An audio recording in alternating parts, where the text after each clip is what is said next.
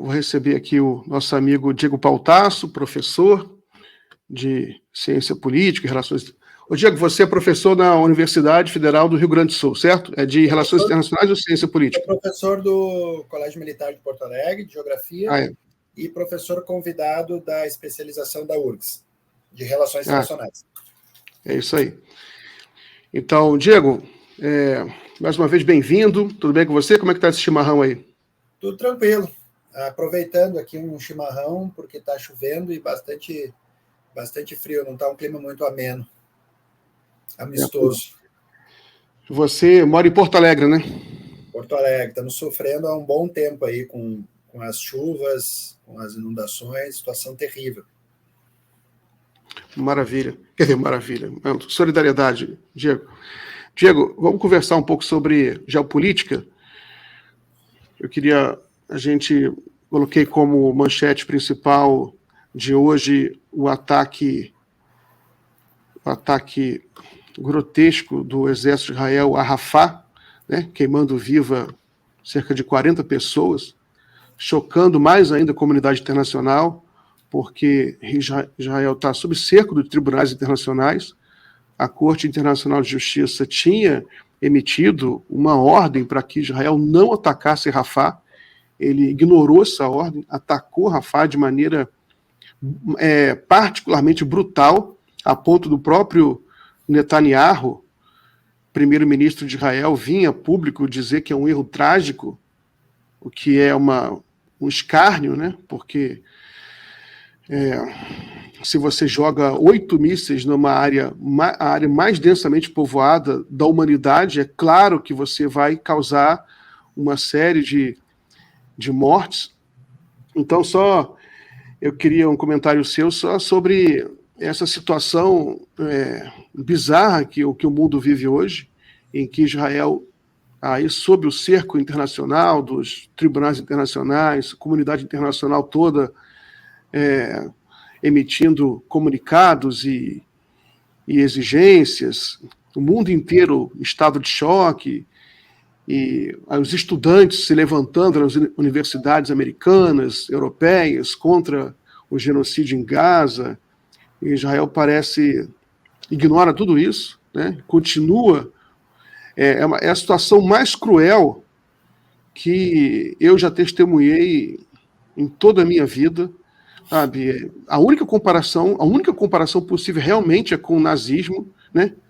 E a tal ponto que a gente às vezes até pensa que o nível de crueldade que os moradores de Gaza estão sendo expostos, em alguns sentidos é até pior, né? Mas como é que você vê essa situação lá em Gaza e como é que esse ataque agora, na sua opinião, vai impactar aí na opinião pública internacional? Bom, primeiro, boa noite a todos, satisfação voltar aqui falar, pena não poder ter conversado com a minha amiga Ana Prestes. Primeiro, me parece muito difícil ser um erro, né? Porque se fosse erro, não teria ocorrido outros crimes de guerra dessas recentes operações de Israel desde outubro do ano passado. A gente tem visto diversos crimes contra hospitais, contra todo tipo de violação das regras básicas de conflitos militares tem sido violado. Então, essa é a primeira consideração.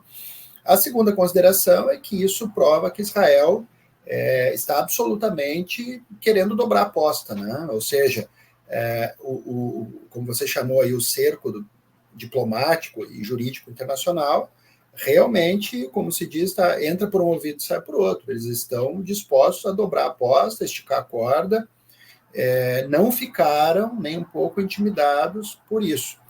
E a única coisa que explica essa situação, né, Miguel, é que, como se diz, não sei se tem essa expressão aí no centro do país, né, tem as costas quentes, né, tem alguém que está garantindo, tem alguém que está disposto, né, a, de alguma forma, blindar esse genocídio que Israel vem fazendo e que, em alguma medida, né, a gente pode testemunhar pelo cerco que se faz no Ocidente, nos Estados Unidos, na Europa Ocidental, as manifestações pró-Palestina, né, contra intelectuais, contra universitários, né, contra jornalistas. Isso prova que há um bloco, né, de poder que se movimenta na direção da construção da Grande Israel, que é um projeto que vem lá dos anos 40, e que Israel utilizou os eventos do Hamas de outubro para levar a cabo, talvez, essas últimas etapas da maneira mais cruel possível. Nós temos hoje, Diego, 3 pontos quentes no mundo, né? 3 pontos de conflito muito quentes e que, de certa forma, estão ligados, né? Existe uma conexão entre eles, né? Gaza, Ucrânia e Taiwan, né? Desses 3 pontos, a gente já falou de Gaza, eu queria aproveitar a sua presença aqui para falar também de Taiwan. Tem uma notícia no New York Times hoje falando sobre uma visita de parlamentares americanos a Taiwan, prometendo armar, né, oferecendo ajuda militar dos Estados Unidos a Taiwan, no caso de uma invasão da China. É tudo muito agressivo, né? A gente vê que a linguagem dos Estados Unidos é uma linguagem que parece ignorar completamente a diplomacia. Isso aí que... Até eu comentei sobre a comunidade internacional estar chocada, alguém falou, não, a Salete falou, o mundo não está em choque, se estivesse, todos cortariam relações com o Estado terrorista de Israel. Mas eu falo das populações, né, que são diferentes dos governos. Mas essa linguagem, os Estados Unidos parecem ignorar completamente a capacidade de encontrar soluções via diplomática, via política, né? Agora também está pressionando, está tensionando lá em Taiwan, aprovou recentemente no Congresso americano ajuda financeira militar para Taiwan. Como é que você vê esse tensionamento e quais são as intenções dos Estados Unidos em Taiwan, na sua opinião? Quando a gente pega esses eventos, né, Miguel, acho que do ponto de vista da análise, a gente tem que pendurar esses acontecimentos em quadros mais amplos, né, tanto do ponto de vista territorial quanto do ponto de vista histórico, ou seja, recuar no tempo. Claro, a questão de Taiwan é um impasse que vem lá da Revolução Chinesa, né? Quer dizer, ela é decorrência da própria Revolução Chinesa, e desde então nós tivemos várias crises no Estreito, 2 na década de 50, 54, 58, depois nós tivemos uma em 96, também bastante aguda. O ano passado, a China bloqueou o espaço aéreo com a visita da Nancy Pelosi, também foi outro momento bastante agudo desse cabo de força, né, dessa queda de braço. E nós temos parâmetros que, digamos assim, vêm regulando esse jogo de forças, basicamente, entre Estados Unidos e Taiwan. E um dos marcos fundamentais, né, é justamente a aproximação sino-estadunidense dos inícios dos anos 70, né, e o comunicado de Xangai, de 72, que estabeleceu um certo status quo na região. Ou seja, de um lado, a China garantiu o princípio de uma só China e, portanto, não reconhecimento de Taiwan como país. Isso tem permitido à China um isolamento progressivo de Taiwan do ponto de vista do reconhecimento internacional, né? Então, foi uma grande manobra que começa com o Mao Tse-tung e é levada a cabo ali na transição para o Deng Xiaoping, né? Por outro lado, né, garantiu, em alguma medida, a manutenção desse status quo, ou seja, de que Taiwan manteria uma independência de fato, né, na gestão da ilha, e que isso não seria resolvido sem o emprego da força, né? E, portanto, teria que ter o consentimento de Taiwan, e os Estados Unidos ficam jogando o tempo todo para fomentar as forças separatistas na ilha. Então, gera-se o impasse. Bom, esse é o quadro mais amplo. Do ponto de vista, digamos assim, atual, o que a gente vê é uma tentativa americana, né, de provocar e criar problemas à ascensão da China. E isso se manifesta em diversos quadrantes, né? Movimento separatista no Xinjiang, movimento separatista no Tibete, movimento separatista em Hong Kong e também em Taiwan, além de conflitos na Península Coreana, no Mar do Sul da China. Ou seja, quando a gente olha do ponto de vista geopolítico, há um quadro de cerco à China que é evidente, né? E a China, que lá nos anos 80, o Deng Xiaoping falava numa diplomacia low profile, né, de baixo perfil, porque, enfim, era um país ainda camponês, paupérrimo, né, já não é mais a mesma China dos anos 80. Já é uma China com mísseis hipersônicos, com uma capacidade de dissuasão, com aviões, com caças de quinta geração, né, com uma crescente capacidade de responder militarmente às ofensivas americanas. Então, também o que a gente tem visto é que, enquanto os Estados Unidos aumentam a venda de armas e fomentam o separatismo em Taiwan, a China tem demonstrado uma crescente capacidade militar e de resposta a uma eventual declaração de uma independência formal de Taiwan. Isso está presente nos documentos, no livro branco da China, e está presente na recente, né, manobra militar que a China fez no final da semana passada e início dessa. Ou seja, nós estamos diante de uma China que demonstra que não está disposta, né, a aceitar uma ingerência americana, né, em favor da independência da ilha. Né? Ou seja, os Estados Unidos pretendem, e eu tenho usado essa expressão, ucranizar Taiwan. Essa acho que é a questão de fundo. Também, aparentemente, querem fazer isso com as Filipinas. Estão tentando transformar Filipinas numa Ucrânia ali do sul da Ásia. Recentemente teve um encontro do Wang Yi, o ministro de Relações Exteriores da China, com o Celso Amorim. Eles assinaram Aí é interessante você ver como todas essas coisas se juntam, né? Esses 3 pontos eles se juntam geopoliticamente, né? Gaza, Ucrânia e China. A gente sempre volta para alguma coisa convergente. De certa forma, a gente sempre volta para um embate entre norte e sul global.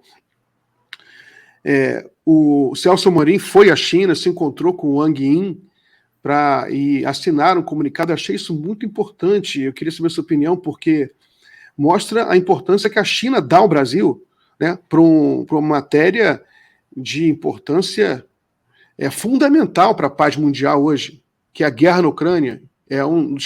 Eu até diria que dos 3 pontos, né, Gaza, Ucrânia e Taiwan, o mais perigoso no momento, me parece, a Ucrânia, porque é o conflito mais quente, um conflito assim que realmente... O Taiwan é uma guerra fria, por enquanto, mas na Ucrânia é um conflito quente, é uma área toda cheia de usina nuclear, né, lidando com uma potência nuclear, maior potência nuclear do mundo, que é a Rússia, tem mais míssil nuclear, inclusive, do que os Estados Unidos, e o Brasil e a China assinaram um comunicado com propostas de paz, propostas assim, totalmente razoáveis, né, em que, para resolver o problema, para pacificar a região. Queria saber o que você achou desse comunicado, desse ato político, né? Brasil e China assinando uma proposta, oferecendo uma proposta de paz para a Ucrânia.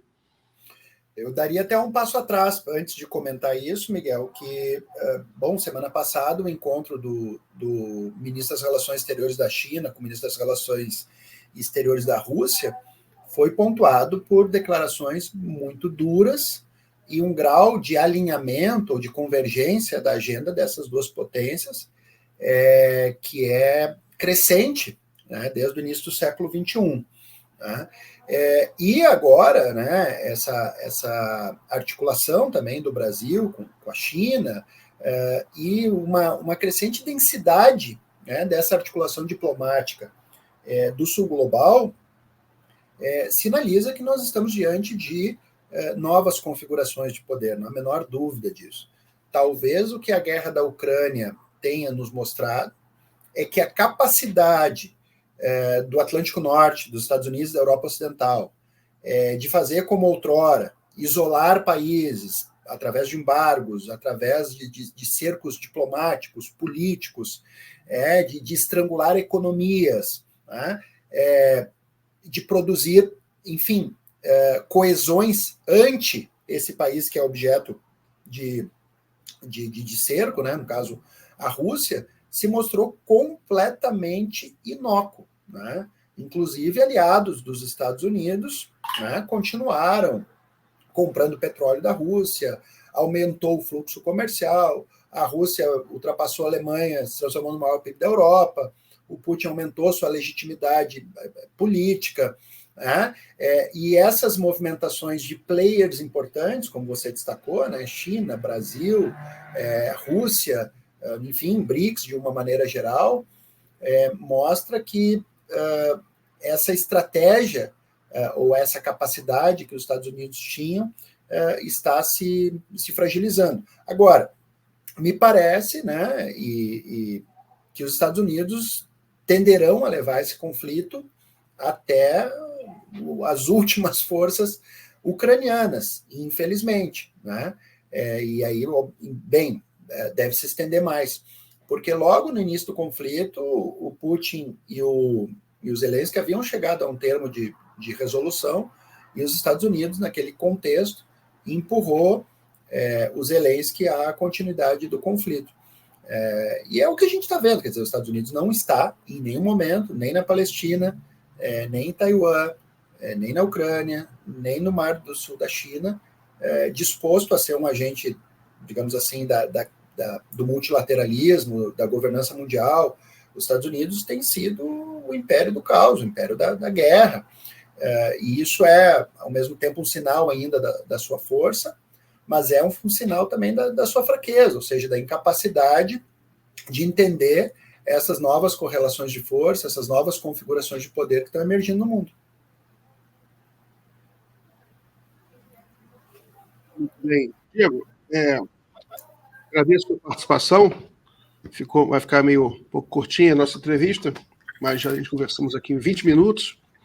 Foi suficiente. Você volta aí em breve para a gente conversar mais sobre geopolítica. Forte abraço, meu amigo. Abraço, Miguel, e até a próxima a você e os ouvintes.